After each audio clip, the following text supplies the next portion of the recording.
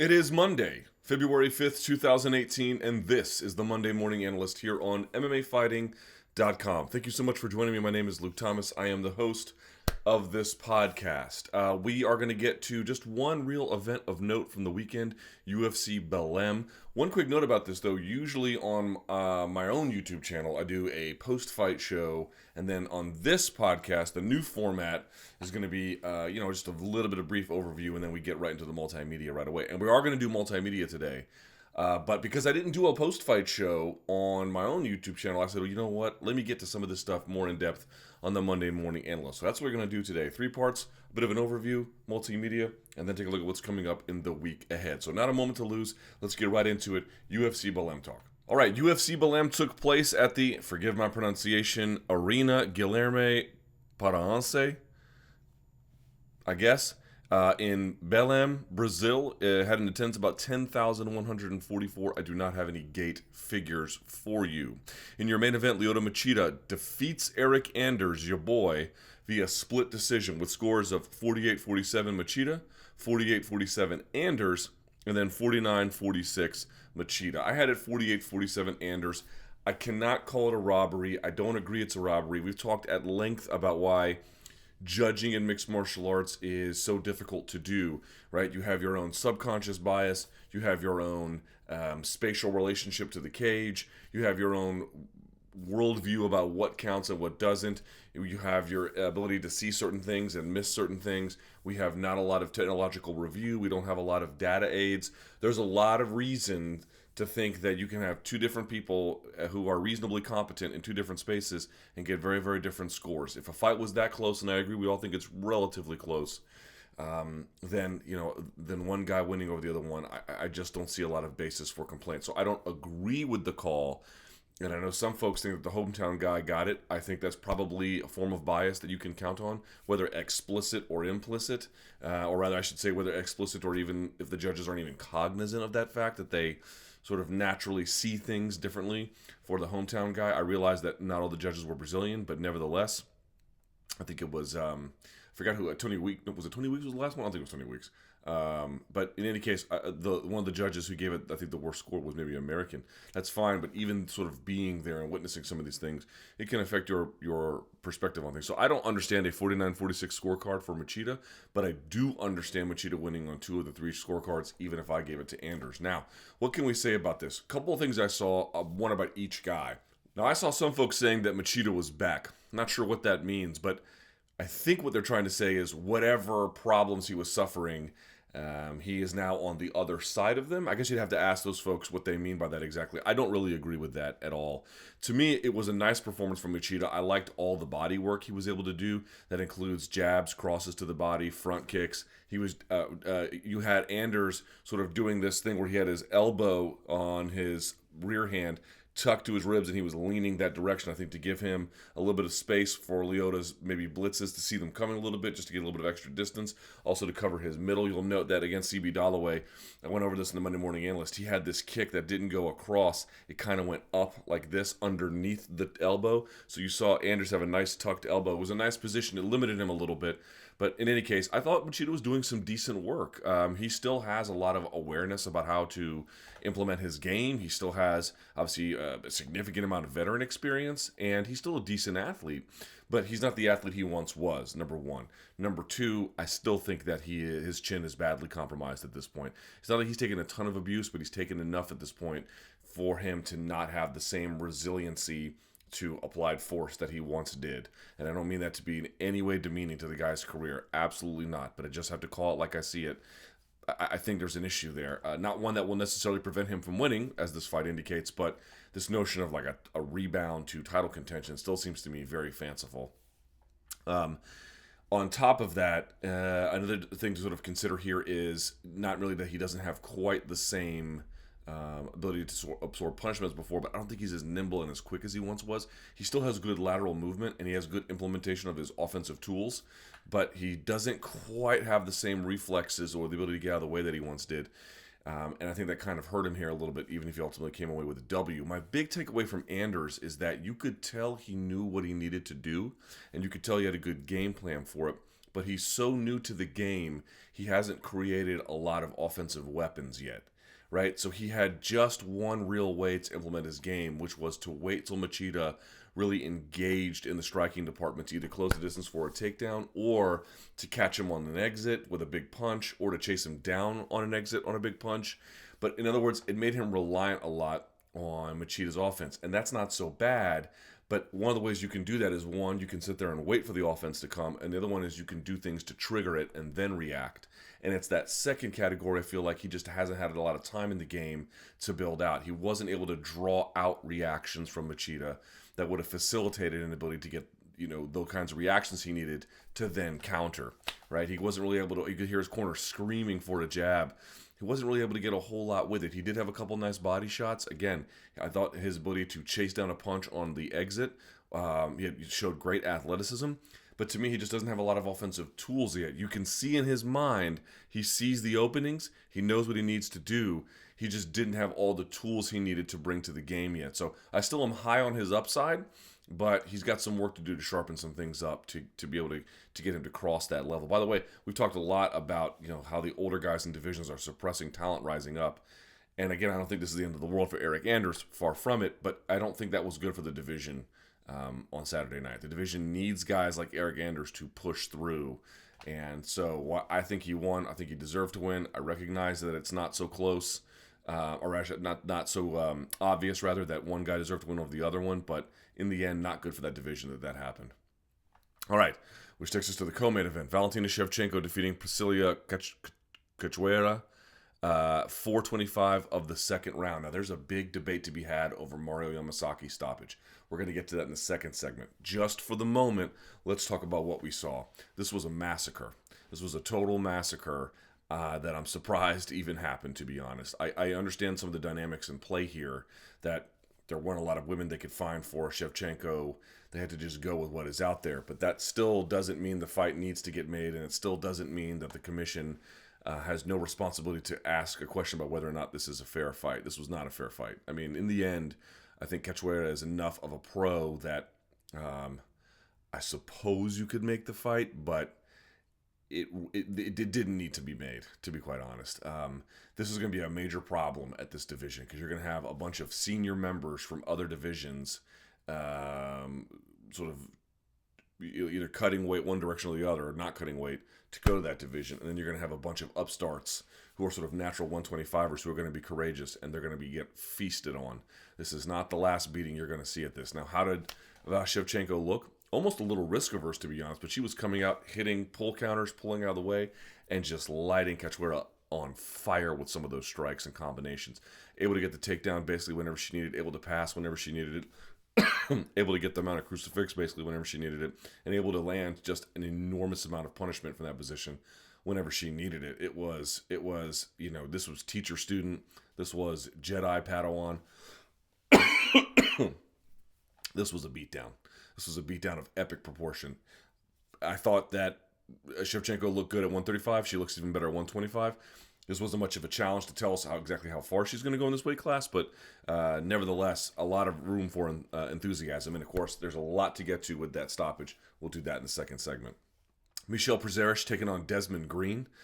This was a contest that didn't really need to take place.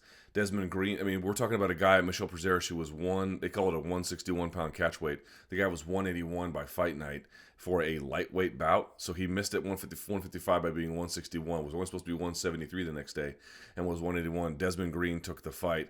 30-27, 29-28, 30-27, he loses. He put up a valiant effort, and I thought some of his defensive wrestling was excellent, but it just wasn't enough. The size disparity from Prazeres, and he is a legitimately talented wrestler, strong, has a great ability to get underneath on your hips, has great jiu-jitsu on the floor, can pass guard easily, quickly, effectively.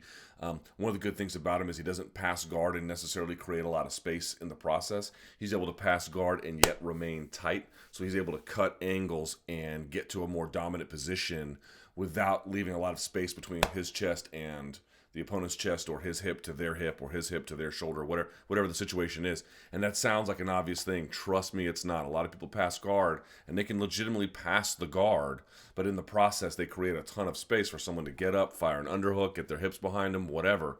Priscila is really good about getting from one spot to the next and still keeping you flat as a pancake. He makes it look kind of effortless, which makes you sort of not think about it in real time, but he's very, very good at it. So you add the weight cut that he didn't really go through. You had the weight cut that Desmond Green did go through. You had the weight disparity. I think there was like almost a 20-pound difference, or at least a more than a 10-pound or 15-pound difference between them, certainly on fight night. This was insane. I mean, I know there was a lot of consternation about John Dodson not taking that fight. I'm telling you, I completely understand it. He's a natural flyweight who's fighting up a weight class at bantamweight, and you had Pedro Munoz halfway to featherweight.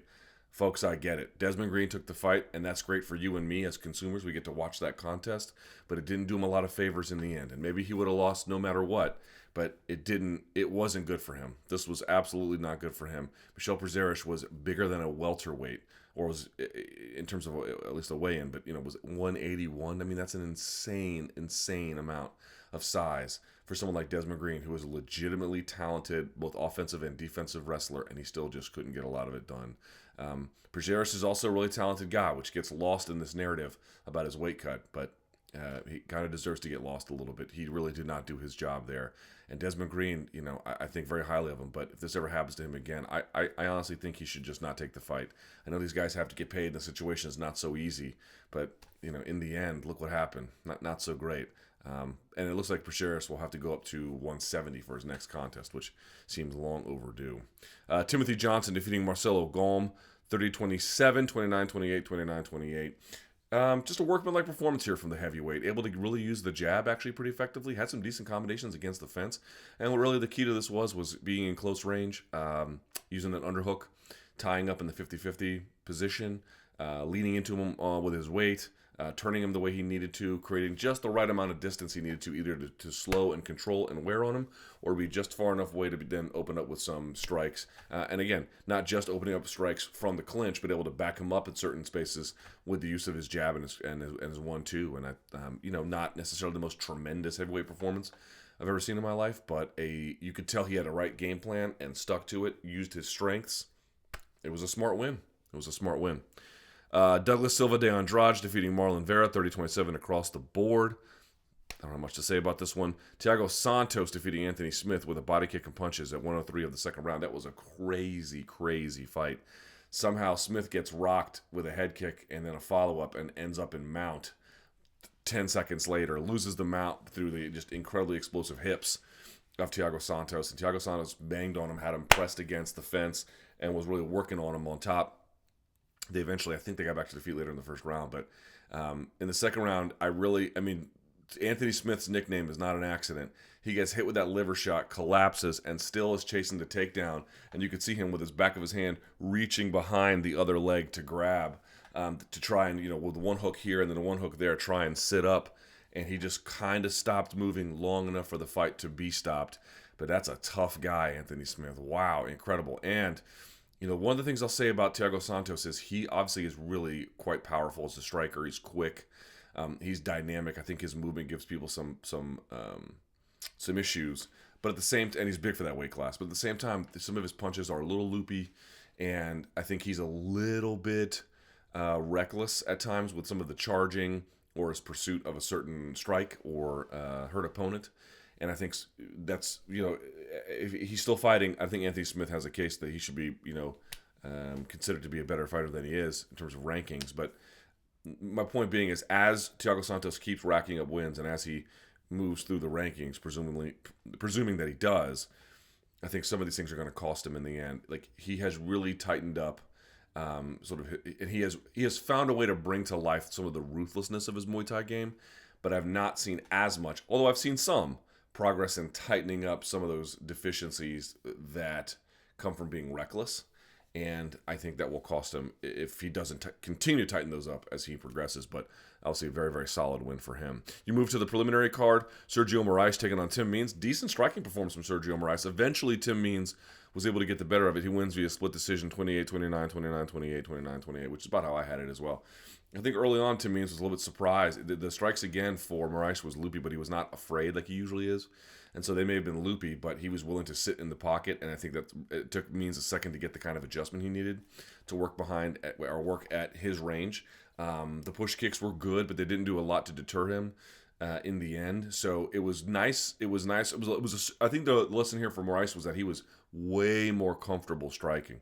Way more comfortable. Pulled guard early, but it didn't do him a lot of good. And he could strike on the feet. It was just in the end, who has more discipline about the linear path of their strikes, who's got a lot more experience exchanging in the pocket, who's naturally just better at it, and who's got a lot more offensive tools in that space. And that answer is Tim Means. And I think over time you saw that, but you also saw that there was a level, again, not recklessness. His punches may have been loopy. It's just a fact of something he needs to tighten up, but not recklessness exactly. And his ability to connect and find range early was a noted amount of progress from Sergio Morais. Alan Patrick defeating Damir Hadzovic, 30-25 to 30-27. Basically controlled him on the ground the whole time. Pollyanna Viana defeating Maya Stevenson, rear naked choke, 350, just ran her over. Both of the women were putting their toes in the fence, and people were like, well, you can put your toes in the fence. Right. You can put your hand on the fence. You just can't grip it. By the way, the gripping, I don't know exactly what the rules say. You can't grip with your toes either, but you shouldn't be able to grip this way either. If I stick my toes in the fence and I curl them backwards, I mean, you could pull your body weight up doing that, right? So to me, I don't know exactly what the rule is. I know with the hand you can't do this, and I know with the feet you can't do this. I don't know if with the feet you can do the other thing where you stick your toes into the cage and hold it. In the end, it didn't really matter, but she was able to get the back at the arm bar and, just sort of run over Stevenson. There was a complete mismatch on the ground in that respect. Yuri Alcantara defeating Joe Soto at 106 of the first round. Just hit him with a body shot. It crippled him, lowered his defenses, and he unloaded on him. With bigger shots against the fence. There was nothing Joe Soto could really do at that point. And then Stevenson Figueredo defeating Joseph Morales, 434 of the second round. Figueredo seems like a very talented guy. Morales has nothing to sleep on. And he just looked to be, he's physically imposing in that weight class. He hits hard. He's good everywhere. He's got good takedown defense. He's got good ground game. He's got, again, total, not fearlessness exactly, but he has no issues exchanging at range or in close. And just looked to be the more physically imposing talent of the two. All right, so let's do this. Let's go to the second segment. I want to take a look at Mario Yamasaki. I mean, there's a lot of good stuff that happened on this card, but really, to me, the best stuff, or at least in terms of the most interesting stuff coming out of this, I think it's a discussion that we need to have in MMA, is about this Mario Yamasaki stoppage. What can we say about Mario Yamasaki as a referee more recently? What can we say about how this situation might differ from some other cases where guys took prolonged beatings and no one had any issue about it? And what can we say about why these things keep happening? Let's do that, look at some multimedia, and in the second segment, we'll do that. All right, so let's talk about this stoppage in the Shevchenko-Cachoeira fight. Now, number one, you might hear some construction going on. Apologies for that. I'm getting some renovations on my home. It's going to be this way for the next few weeks. Hopefully it's not too much of a nuisance. I appreciate your patience with that. But insofar as the fight is concerned, up front, I don't think it was a great stoppage. Yamasaki, Mario, and his brother Fernando. Fernando's still here. Mario moved back to Brazil. They have been pillars here in the Washington, D.C. area. They have many, many academies throughout the city, throughout Virginia and Maryland as well. They've been pillars of the jiu-jitsu and then, frankly, the martial arts community here in Washington, D.C. for decades. And I have great respect and admiration for them both. That being said, I just have to call it like I see it. I just don't see how you can defend that stoppage. Now, I don't think Mario is the only one to blame, but up front, if you're asking me, was it a good stoppage? No. There were two reasons why I would have stopped it. One, there was a point at which you can still argue that this person is moving, and so through that moving, maybe you could let it go. But I think that doesn't take into account enough of the damage that was being done and had accumulated on her. And really, the other consideration, which we'll get to a little bit further down the road, is the ease with which she was being manipulated and controlled. Now, that's a separate issue I want to talk about more in a moment, but you add all those factors up. Yes, she was moving a little bit, but it was through a Herculean effort. She had accumulated a ton of damage, and more to the point, the way in which she had accumulated damage was not by accident. It was because her opponent could so easily find spots in which to launch it and make her, Cachoeira, defenseless. When you take all those considerations into account, you just say to yourself, this is going nowhere. We have to make a call here. I know that we believe in MMA and these tremendous amounts of upsets for some good reason, but this is a case where someone is being physically controlled. In fact, the reason why I think the fight should have been stopped a lot earlier is not really this accumulative damage that had occurred and the fact that there wasn't a lot of intelligent defense going on, which is really the threshold, It's that we have this incredible, this bizarre notion that I've often believed that jiu-jitsu should, for example, embrace tech falls. I've seen tech falls in wrestling, by the way, and let's say in freestyle wrestling on the world. If you go up 10-0 on your opponent in points, they just call it like you just lost, right? And they have tech falls in collegiate wrestling as well. But the 10-0 system is the collegiate might involve it as well. If you follow college wrestling, you'll know better than me. Point being is, once you create enough of a gap on someone and they can't get anything going, then they just call it. Jiu-jitsu doesn't have tech falls, and I've seen the Meow brothers go up 30 points on guys, and they get 1 or 2 points, and the match goes the duration. Like, why is that happening? This is such a waste of everyone's time. It's, in addition to just being a gross display of domination, it's not really great for how to run a tournament. Neither here nor there. The point being for this one is that we have this weird notion that because there's so many offensive weapons that you always can come back. No, you can't. No, you can't. Sometimes it's not going to happen for you. And sometimes if we don't take some proactive action, that's really going to hamper you. So yes, number one, I don't believe it was a good stoppage. And I think some of the reasons why we can believe that is that as a baseline, I don't think it was a good stoppage. Number one reason is because we have this sort of weird idea about having comebacks. That's one problem. Here's another problem.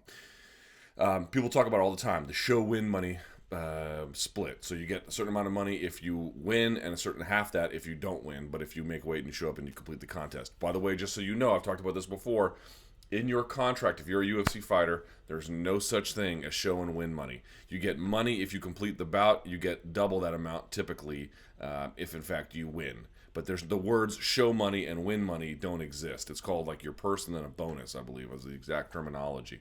It's just something we talk about bizarrely. But the idea is that corners are going to be reluctant to, at least in territories where they're allowed to, throw a towel because they don't want to risk their fighter not getting their full amount of money, or at least be blamed if they don't get their full amount of money because they lost because they took a proactive stance. I can believe that matters. I don't think it matters as much as people think it does, but I can agree that that's probably a really major contributor to why these things, well, we have this culture in MMA where we're very reluctant to intervene. So number one, we have way too much belief in comebacks.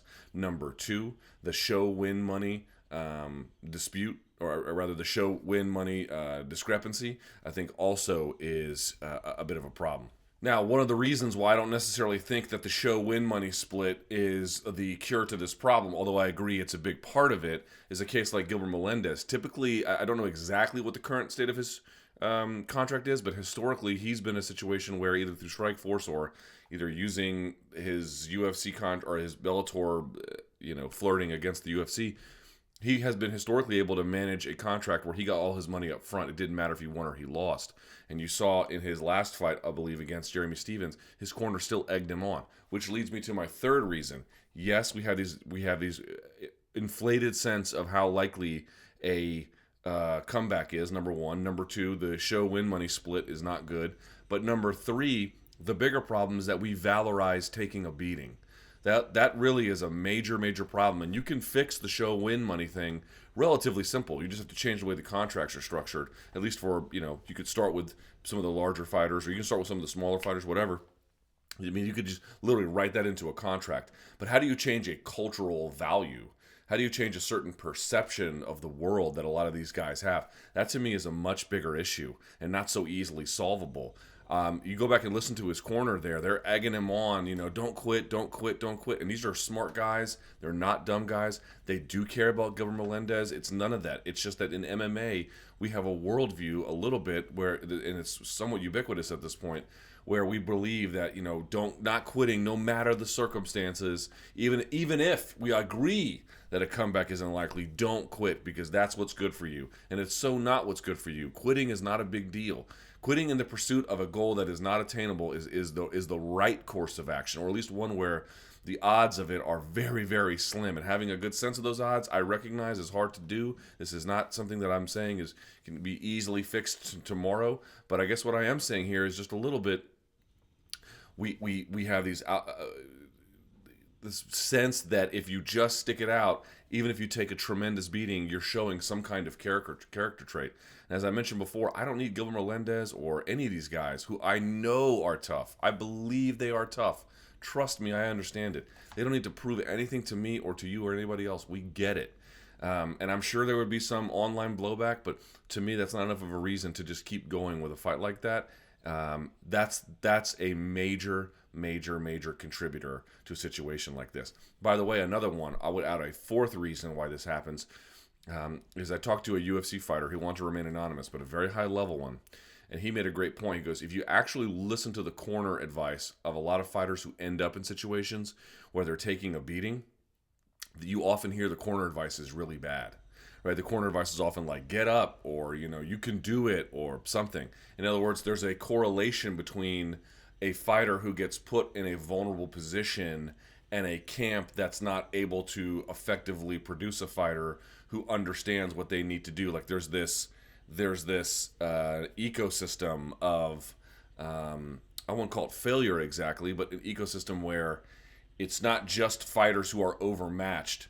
Those fighters also tend to come from camps who aren't in the best kind of position to pull a fighter out of those situations. And I don't know, you could put that responsibility on the referee or the promoter exactly. That's a kind of a hard one to read, but I do think that's an excellent observation. Listen to the corners of guys who get put in situations like this. You don't hear necessarily all the time very technical advice. You often hear, you can get through this. Just keep trying, very unspecific remarks. And that says something like, what kind of fighter comes from a camp that gives those kind of instructions, and what can you really expect from a fighter in those circumstances with those kinds of instructions? It has this larger, this larger moment where you have to reflect on what exactly is happening here and why those fighters are good enough to make it to high-level organizations, but often get put in vulnerable spots in the process. So another reason to consider. So those to me would be the biggest ones. One, we valorize taking a beating, or I should say, we also, number two, we have this incredibly totally unrealistic view of how likely a comeback is. The show win, money split is not good, and we seem to be producing talent who are good enough to get to a certain level, but come from camps that have a unrefined enough of a process where if a fighter gets into trouble, either because the camp pushed them to that position where they said that they were ready when they weren't, that when they get there, they're also unequipped to handle those kinds of situations that they find themselves in from more targeted, strategic, elite, thoughtful camps. It's a number of problems that manifest themselves during a fight, before the fight, and even in the training environment as well. So those are a few things I should say 4 things even, that we should think about going forward. Now, let's do this. Let's take a look at Mario Yamasaki's stoppage and see what we can say about it and why I think some things went wrong about it and what it all means. Somebody actually asked me a really good question. They go, how is this fight really different from what Nurmagomedov did to, let's say, Edson Barboza or even Michael Johnson? We let those fights continue. What's the difference? Some of you might say it's an absurd comparison. I actually don't think it is. I mean, I don't think it's a fair comparison in the end, but that's a good question. Now, Michael Johnson was submitted, so that's why that fight was stopped. And of course, Cachoeira was submitted, so that's why that fight was stopped. But the point being is, no one really talked about that fight necessarily being like some kind of terrible beating. Even the Edson Barboza fight, it got dicey there a few minutes, but we ultimately let it go 3 rounds, and no one really said it was some kind of end of the world phenomenon. But this one we have an issue with. So what's the difference? I actually think it's a really good question. Now, we're going to look at that in just a second. But as a couple of general points here before we take a look at the video, number one, think about the context. You're talking about a guy in Nurmagomedov, an elite fighter who has proven himself rising through the ranks, versus Edson Barboza, another guy proven against elite talent, not necessarily infallible, but a guy with clear bona fides, right? Rising to the top of the division and then meeting there. You have a sense of earned place at that point. Cachoeira this was her UFC debut. We don't really know exactly how good she was. It's hard to judge someone's experience from the regional scene if they do really well there. So this wasn't nearly as much in the case of someone like Shevchenko as a proven commodity. Also, go back and you watch the Johnson fight or the Barboza fight. Barboza was fighting till the very end, able to get to his feet. Johnson teed off on Nurmagomedov, so there was a sense of, at least in certain parts, something of a back and forth. This was a complete bulldozing, like 233 strikes to 3, something like that. Something incredible discrepancy between the strikes. This was big fish just eating a worm, and not even on a hook. This was nothing, right? So there was at least some ability to have pushback, and that was offensive pushback. Go back and watch the Michael Johnson fight. Go back and watch, especially the Barboza fight. What you're going to see is that Nurmagomedov is able to land some serious punishment, and at times, a lot of unanswered strikes. But mostly what you also see is, especially in Barboza's case, he's able to stop progression in certain ways, and that Nurmagomedov has to slowly build to a position. He'll land 1 or 2 strikes, and then he'll try and pass. Then he'll land another strike, and then he'll grab a wrist. And then he'll try and pass guard. And then you see Barboza or Johnson try to recapture guard or get to their base. These are sort of acts that shield they shield themselves from getting completely bulldozed. Now, in the end, you saw Michael Johnson submitted, but in the Barboza case, here's my point. You just didn't see Nurmagomedov completely have total body control. It might have felt that way after it was all over because you just felt so one-sided, but really the reality is Barboza had butterfly hooks, and he was able to get to his knees at a certain point. He was digging for underhooks, and he was able to get full guard at times, and he was able to control posture at times. He was able to block punches at times. We're going to watch this tape here in just a second and look at how radically different that is. You just see Cachoeira is completely at the mercy, not merely of the referee in this contest, but of Shevchenko. She has no ability almost to do anything correctly. If Shevchenko was more aggressive here, and she was pretty damn aggressive, but if she really wanted to, I don't know what Cachoeira could have done to stop her. At least in the case of Johnson, and at least in the case of Barboza, you have two fighters who have proven themselves through the ranks to earn those spots to at least fight against Nurmagomedov. They at least had some offensive moments in those contests, and even on the ground, while Johnson was ultimately overwhelmed, you at least saw a series of evasive maneuvers that weren't just He-Man, I'm going to sit up stuff. There was something that was technical about it. In the end, it wasn't enough, but I'm just saying you can just sort of tell from the context, the greater context, as well as the specific in-fight context, that this is a fighter who may be overmatched in terms of one being greater than the other, but not overmatched categorically. We're talking about a different class of fighter, right? You can say that Nurmagomedov is a championship-level fighter, and I would agree, and maybe Michael Johnson's not. But if you just sort of think about how talent is usually grouped internationally for other kinds of sports, they're both A-class. Those are A-class talents, and then B-class would be something, I don't know, a level below that, a regional level, and then C, and then D, and then amateur. Right? They're both A-class talents. This, to me, looked like an A-class talent versus a B or a C-class talent.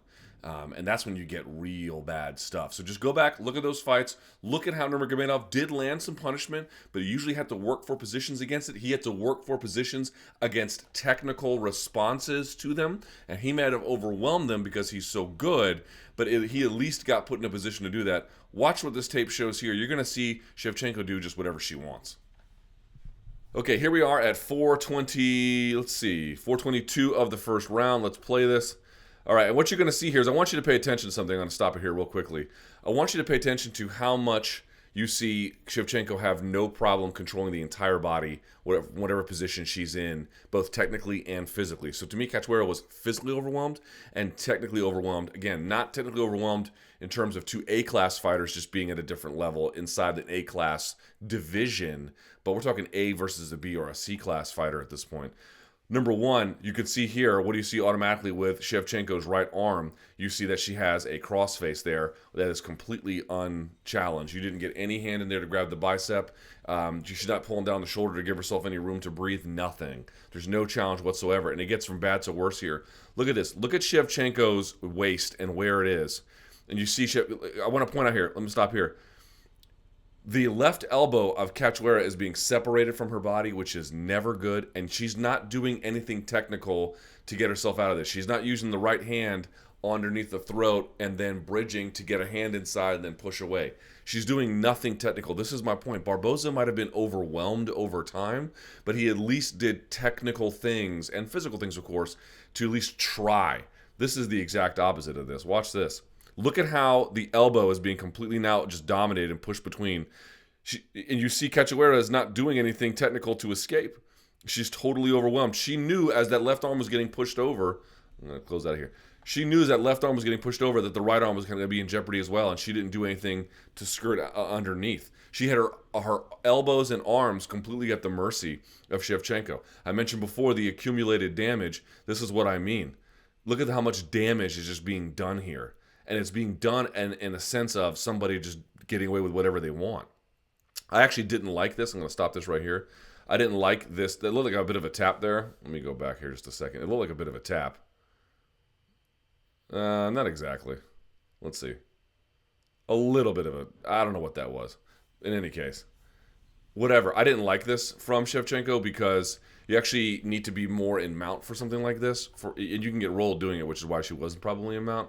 But if you put your body next to your elbow when someone's doing an Americana, it makes it almost impossible to it. So if you roll to the same side as the Americana, right? Someone's trying it on this arm. If you roll to that arm and you roll to this side and then you bring your hips and knees to it, it makes it almost impossible. What you need is hand to the ear, and then of course you have to get the elbow to come forward as the hand to go back, and that's why they call it a paintbrush, because your hand gets pushed down like a paintbrush or an Americana, whatever you want to call it. And you can see that in this case, Cachoeira does the somewhat technical thing, but this is like low-level jiu-jitsu. And I think Shevchenko was doing her service because there's an armbar here with, look at this, watch this. There's an armbar here with Shevchenko, or excuse me, with Cachoeira's left arm. You could just snatch it right there. Look at her. She's not even doing anything to protect it. And now, cross face again, and watch. Now, she's got a hand inside. Watch what Cachoeira does. She gets a hand inside, and let's see how she protects it. Look at the left arm of Cachoeira. What's she doing here? It needs to be up by her face, and she just lets it go. Look, this is a chance to get it inside. Now look at it. Look at this. This is terrible. This is terrible, terrible, terrible. Now Shevchenko's hips have again separated her elbow from her body. Like, she's totally out of her depth here. This is not a black belt. Like, you can have a black belt in the gets a legitimate BJJ black belt, and then you get a world class black belt. But they're at least both black belts, right? That's not what you've got here. That's what I mean when I talk about A class fighters. You can get two A class fighters, and there's a disparity between them, but they're at least A class. That's not what you have here. Look, completely separated. She steps over again. When your elbow's away from your body, your wrist is not very strong either. And again, you knew that this was coming. She doesn't do anything to protect her right arm either. And Shevchenko goes back to work on her. Now, at this point, if I'm the referee, I'm having a hard, long look at this. This, to me, is probably about where I would say do something about it. And bucking underneath is not doing anything technical to escape here. You'd have to find a way to get an arm free, an elbow inside. You have to, and just rolling side to side like that is not effective either. You have to kind of really stay on your hips and go move. Just kind of flailing. To me, I would have stopped at this point. Now, I realize she kind of gets up here, but she's only prolonging her own beating. And this is my point. She could have also had a head and arm triangle here if she wanted to jump to the other side. You just see Cachoeira is not doing anything. And I realize she's getting beat on here, folks. I mean, I'm not a complete savage, but she's not doing anything technical to protect herself. You got to have your elbows by your ribs, and you got to have your hands on biceps, and then you can't let them sink up here either. You got to bring them down, and you got to hold them in place. If you just let them sink up, they'll just take them with you, and then they get collapsed. They need to be at a point around your face where they still have some structural integrity. And so you see here, there's more punishment. If I'm the referee, I'm saying, well at this point already, do something to improve your position because it's not going well. And she's reaching over across her body. You never, if you can avoid it, you never want to let your hand from this side cross to the other. And she's doing it, and that is only giving Shevchenko what she needs, right? She can scoop the elbow here, and it's completely separated from the body. Now she can take knee on belly and takes the mount as Cachoeira moves into it. And then she's just getting smashed here. Okay, and you could say, all right, well, you got out of sight, or you waited out of sight, but she's not doing anything from this new position to get out of it. Sitting up, look at this. She's not doing anything from this position to help herself. And it's just still going. And look, here's what I mean. In every scenario, she's just hanging on. She's just literally taking a beating. It's not doing anything from this position. I mean, sitting up like this is not a technical escape from mount. I admire her guts. Don't misunderstand me. She is clearly tough. But sitting up from side control like this and sitting up from mount, this is not a technical response. And then ultimately, of course, Shevchenko gets the choke. As you can see right here. And she taps. And she misses the first tap. And then there you go. All right. So that's that. Okay. So what can we say about that? To me, what it looks to be there is you have this accumulated sense of damage. You have this accumulated sense of an opponent who is completely helpless. And unlike other scenarios where you see guys take a lot of abuse, you at least see them do something about it. You at least see them do something technical to try to get themselves from a bad position to a good position, or from a less bad or from a really bad position anyway to a less bad position. What you saw in that contest right there was somebody who did not know what to do in any of those scenarios, and not even really from a basic standpoint. None of the mount escapes there were no mount escapes. She was just flailing. She didn't put her elbows in any kind of position to prevent getting crucifixed. Even when she was crucifixed, she was just flailing again.